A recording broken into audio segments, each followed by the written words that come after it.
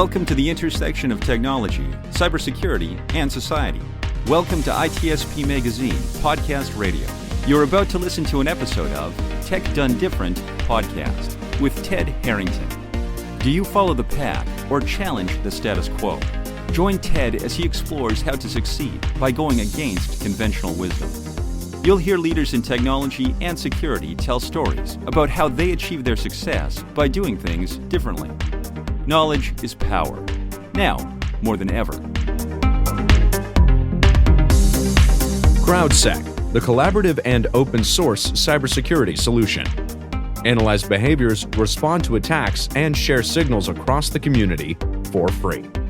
Let's make the internet safer together. Learn more at crowdsec.net.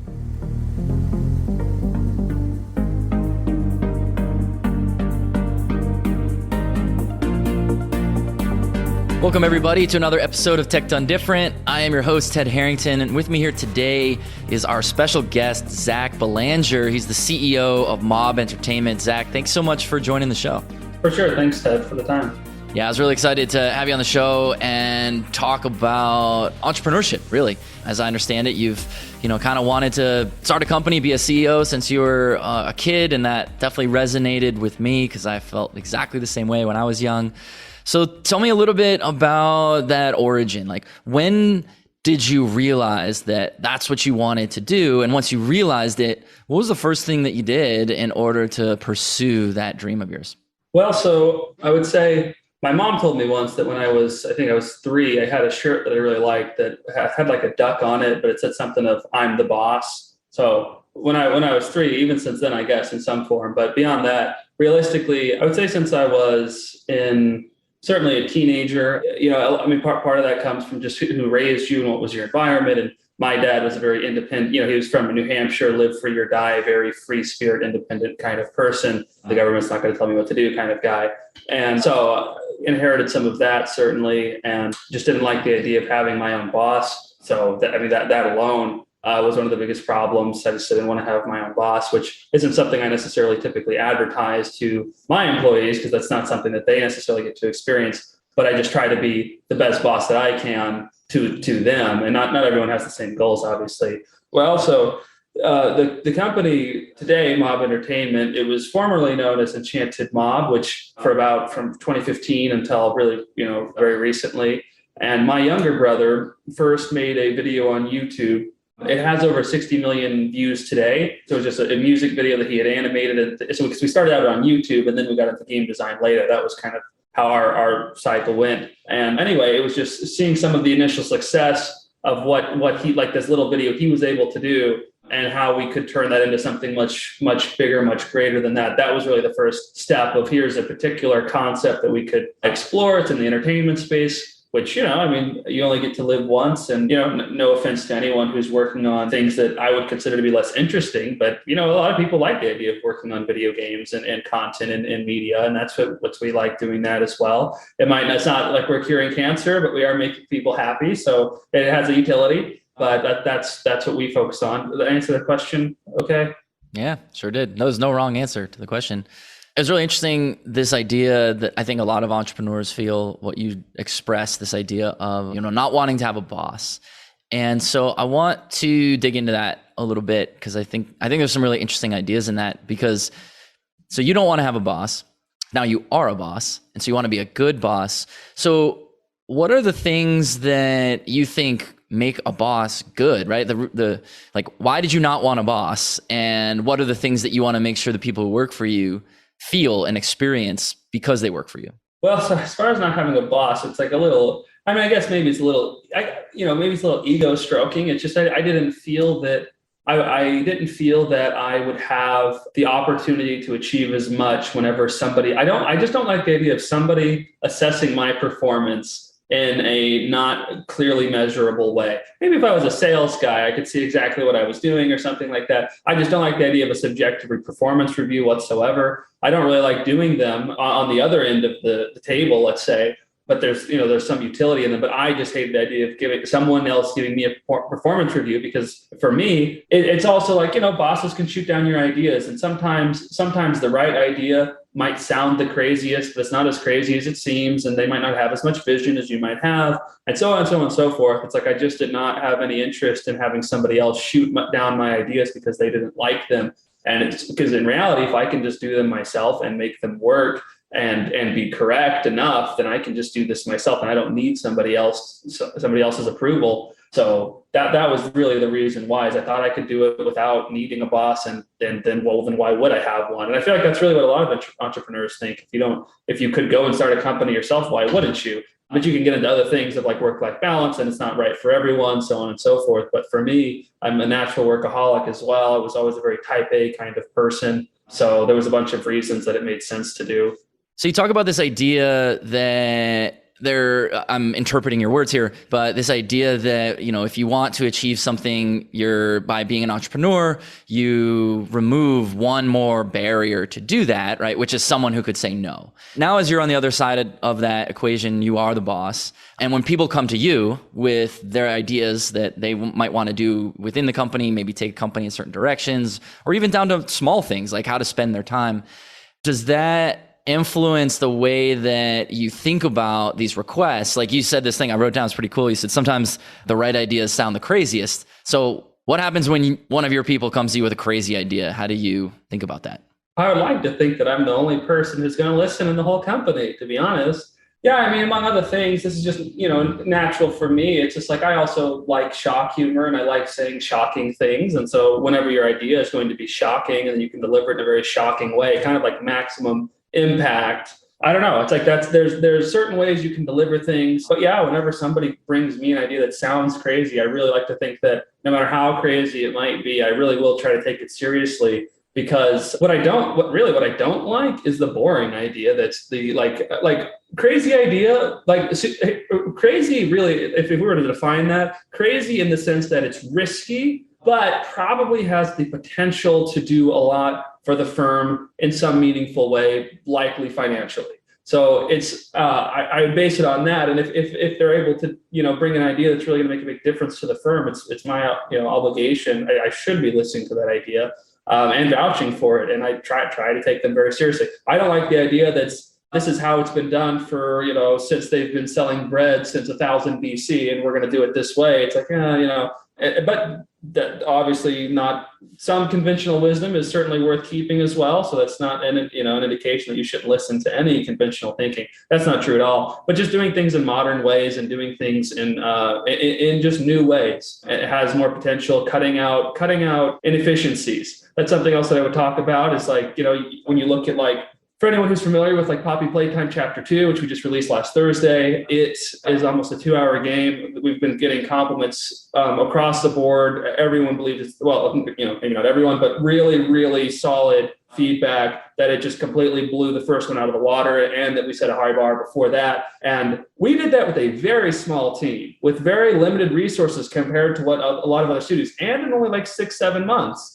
And when you kind of put all this together, for people who really understand what will go into making a game like what we made in that period of time at that quality level, and it's only our second one ever, it's like you have to be very lean, very efficient. So doing things really the way we call it is doing it the indie way as opposed to the industry way. The industry way, you could think of it as the government. It's reliable, it's solid, it's going to get you where you need to go, but it might be inefficient, it might take longer, but it is solid. The indie way is way more risky. It's more like Facebook's motto of move fast, break things.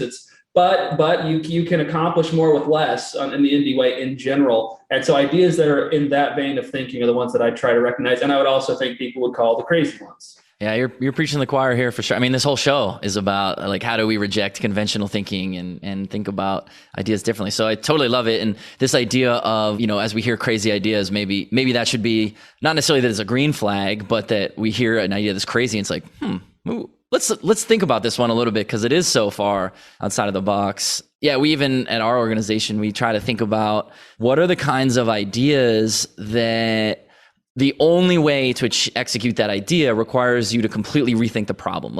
You don't want just an incremental improvement on the solution. It's like, how do we get 10 times the result for 1/10 the price? And it's like, we could never do that the way we're doing it now. So that sort of reframes the problem.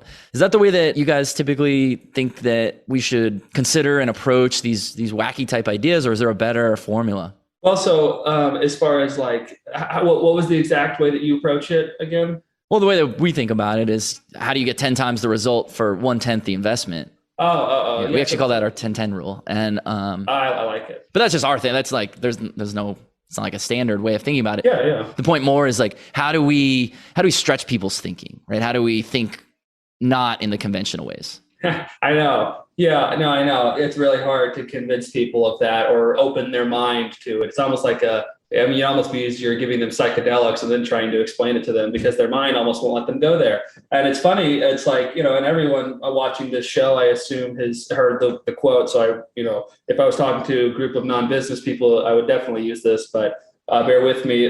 The whole Henry Ford before the Model T, everyone always said they wanted a faster horse, and it's very true. So you just have to, Walt Disney also talked a little bit about this in a way. Once I saw he talked about, it's super hard. Was what Disney said. It was really hard for him to explain something to people. Sometimes they just wouldn't get it. And Walt Disney's known as kind of being a visionary, if you really think about the actual person that he was. And what he said he did was, if he could make something and show them that, then it would be very different. So when he's like, designing Disneyland or something like that, he would make these scale models or have his artists help him or what have you. But the point was, it would be a difficult sell of, this is what it's going to be with just words, and the whole picture says 1,000 words thing. So I guess my point that I'm getting at is like, how do you explain to people that we need to be thinking outside of the box? Sometimes you need a proof of concept to show them what it could be. And as far as like trying to cut costs and things like that, those are a little more abstract. It's a little difficult to, you can't exactly make a scale model that's going to show that. Maybe you could make some kind of spreadsheet in Excel or something like that. But just having a visual to accommodate the point can be very helpful. And I also think, but you have to pick your battles. Not every single time you need to do that. And it also, like, if the people you're going to be trying to talk to are going to be very resistant to a particular idea. So that's really like,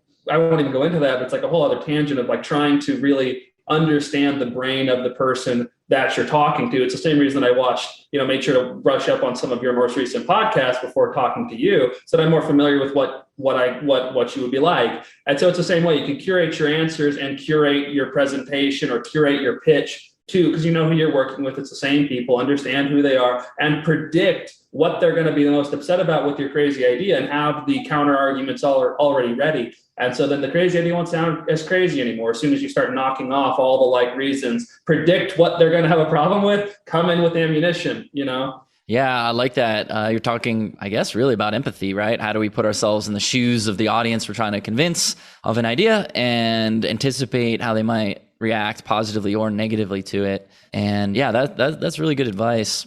You said this thing when we were preparing for your appearance with my team, where I wanted to ask you about it, and you said, and maybe I'm misquoting. So like, first, am I getting this right? And then tell me about the idea.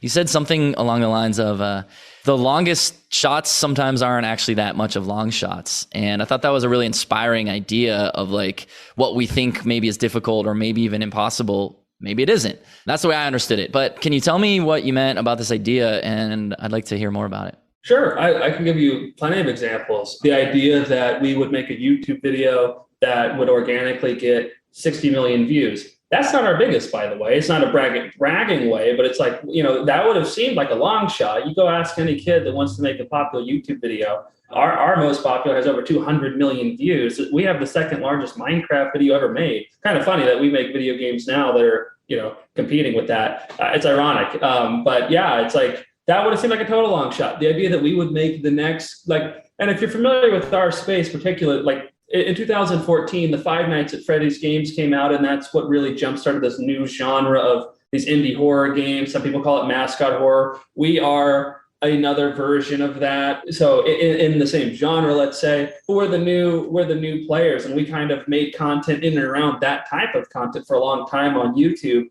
But the idea that then we were animation people, games, making a video game, you have to know how you hear the buzzwords, or you have to know how to program, you have to learn how to code, you're going to have to do all these things. Well, I mean, first of all, you could try to hire people to do that, which we did, which does help right there. But like that right there would be a crazy idea. Like back then in a meeting of like, yeah, we're an animation studio. Now we're just going to get into games and we're going to make like the hottest game.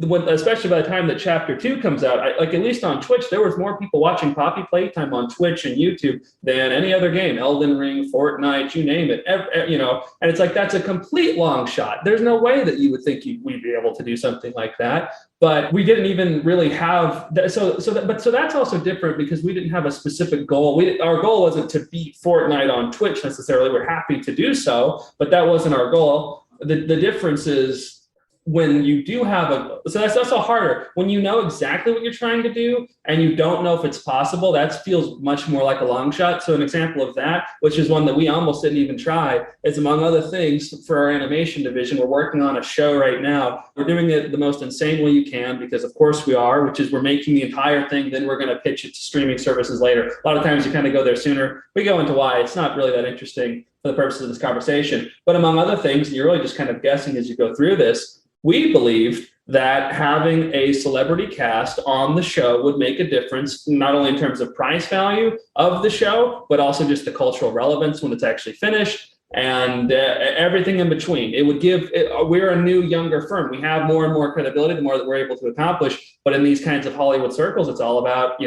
who you know or your reputation, which we don't have. And so being able to attach these other names is very, very valuable at this particular juncture. However, I mean, when you think about, I won't say the names, but you think about like people that are on shows and movies that you've seen or on Saturday Night Live and places like that, reputable people that you say the name, they know of them. Not everyone will know, but the point is they are celebrities by and large. And especially when it's like, you show a video like, oh, I've seen that person. Not everyone knows the name. So, but anyway, that seemed like a complete long shot because it's like first of all, so now Ted, would you like to start trying to talk to talent agencies like that are out in LA? And it's like, I don't know, like the first time I called them, I didn't really have like they pick up the phone, and then they're saying something to me and I didn't have like the best answer prepared for what because I was just trying to like get a little bit of information. We're starting from square one here.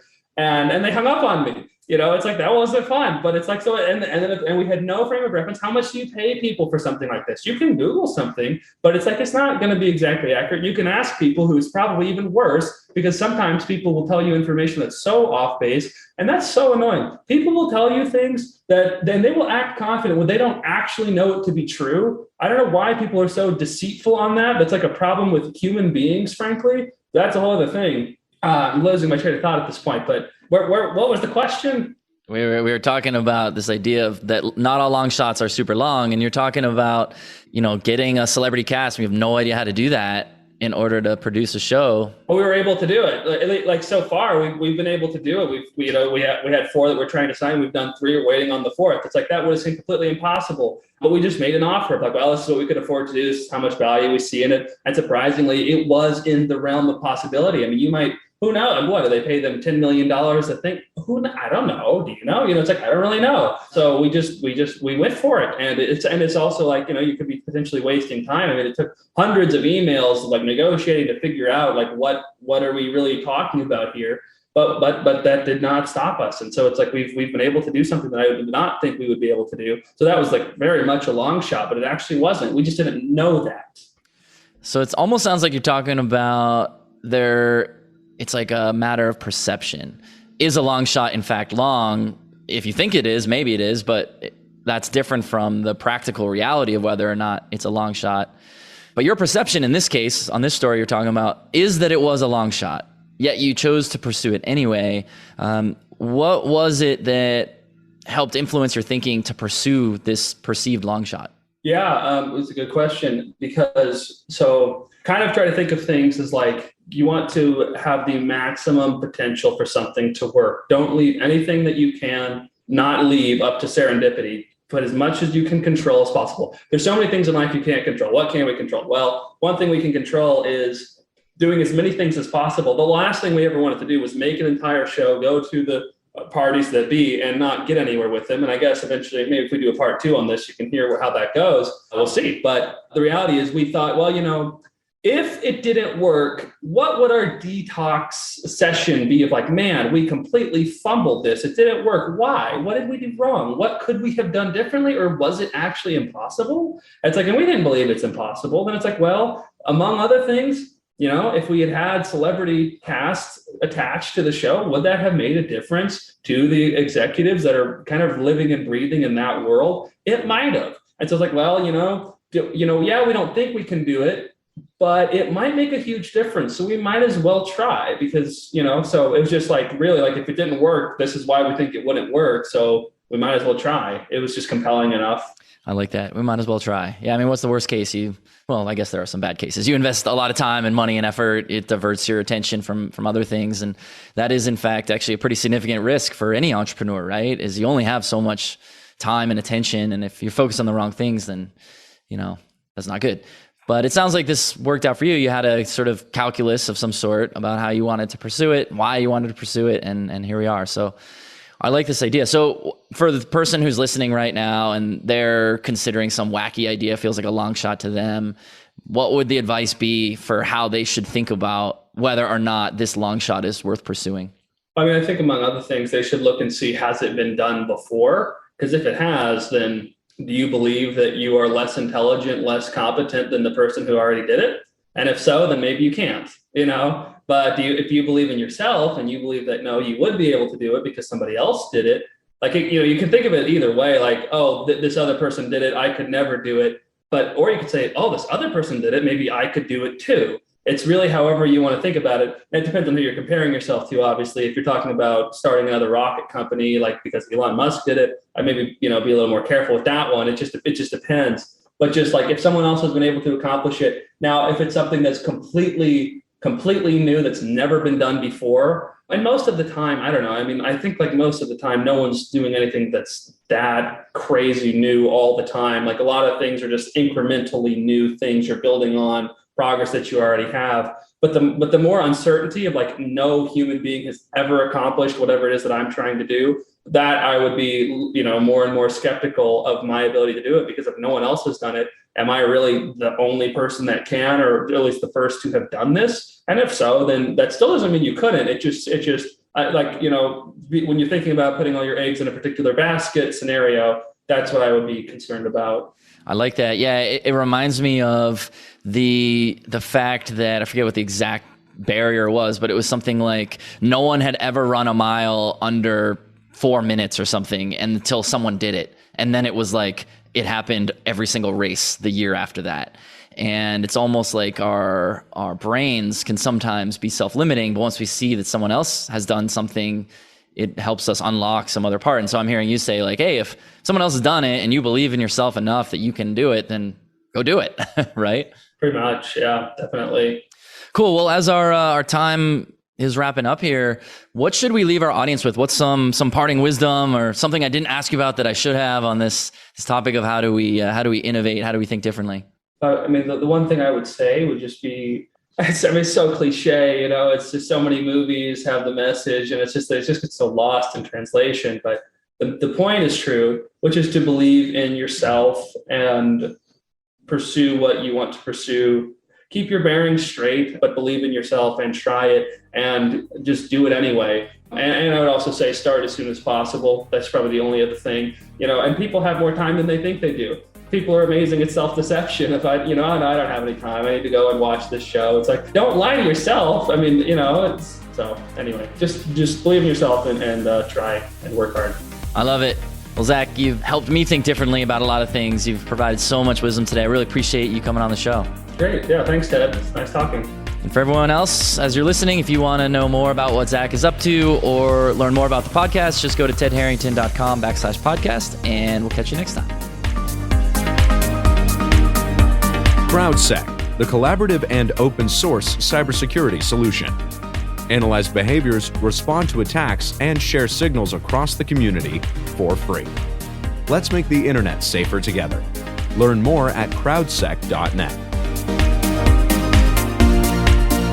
We hope you enjoyed this episode of Tech Done Different podcast with Ted Harrington. If you learned something new and this conversation made you think, then share itspmagazine.com with your friends, family, and colleagues. If you represent a company and wish to associate your brand with our conversations, sponsor one or more of our podcast channels. We hope you will come back for more stories and follow us on our journey. You can always find us at the intersection of technology, cybersecurity, and society.